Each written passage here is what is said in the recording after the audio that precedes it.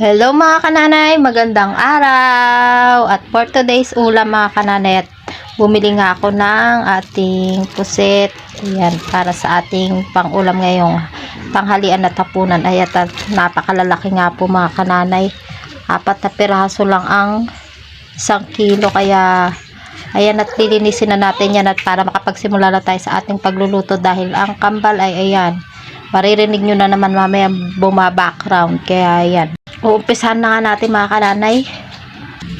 Ayan, at nalinis ko na nga mga kananay ang ating puset. Kaya hihiwa-hiwain naman natin yan. At isisimula ko na rin hiwain yung ating mga ricado na kakailanganin sa ating pagluluto. Ayan, at nahiwa na nga natin mga kananay yung pusit. Kaya ngayon ay lalamasin naman natin siya sa konting asin. Ayan, para matanggal yung lansa niya. Para matanggal yung lansa at dulas. Ayan.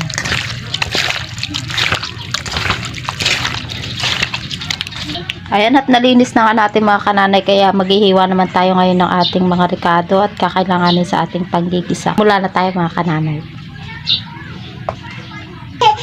Eh mga kananay, at dahil tapos na nga tayo sa ating paghihiwa sa ating mga kakailanganin, magsimula na tayong magluto. At mga kananay, may mantika na nga dyan sa ating kawali. Dahil nagluto na ako kanina ng pusit at nagkalamaris na ako kanina para sa aming umagahan. Kaya ayan, yan na rin tayo magluluto ng ating pusit. At dadagdagan ko na lang siya ng konting mantika. Tignan nyo nga naman ang trabaho ng aking kambal mga kananay. Talagang nakakapagod din talaga. Nagsinop na ako at lahat. Ayan, ibinalibag na naman lahat ng mga gamit dyan sa labas. Lahat ng laruan nila. Oh, hi! Hi po, hi! Kaya dahil mainit na nga yung ating mantika mga kananay, lagay na natin yung ating sunod na rin natin ang ating luya mga kananay.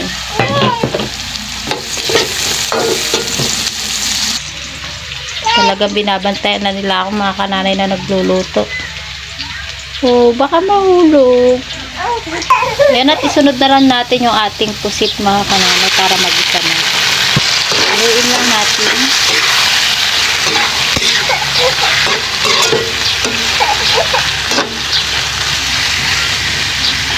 Tatakpan lang natin yung mga kananay para mag-isa naman ng kaunti yung ating pusit. At ayan mga kananay, nakalimutan na naman natin maglagay ng kamatis. Kaya ayan, dapat talaga igigisa yan bago yung pusit. Ayan nakakalimutan ng inyong kananay yung ating kananay. Makakalimutin na talaga yung kananay. Kaya maglalagay na rin ako ng ating paminta.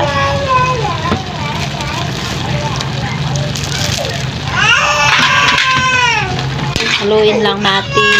At ayan, nangangakmak na nga ang ating kambalan.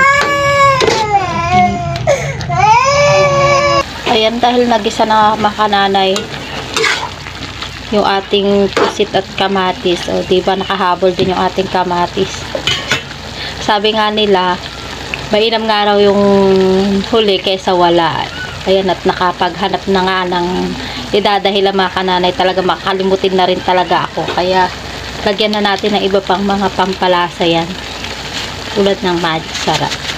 Pero di nawawala yan sa aking pagluluto. Isunod na rin natin yung ating toyo. Lagay na rin tayo ng konting patis dyan mga kananay. Para naman may dagdag lasa yung ating pusit. At mga kananay, luto na nga yung ating pusit. Kaya kananay, lalagyan na rin natin ng konting suka. Sa mga nagtataka mga kananay kung bakit kaunti lang yung aking nilagay na suka, dahil yung toyo na nilagay ko kanina ay may suka na. Dahil yun ay tira ko kanina sa pinagsawsawan ko ng kalamares. Kananay, tignan nyo nga naman kung gaano kasarap ang ating niluto ngayon. At dahil nga luto na yan mga kananay, pwede na nating patayin yung ating kalan. Ayan mga kananay, at Ayan na nga ang ating umuusok at mainit pa na ating nilutong pusit.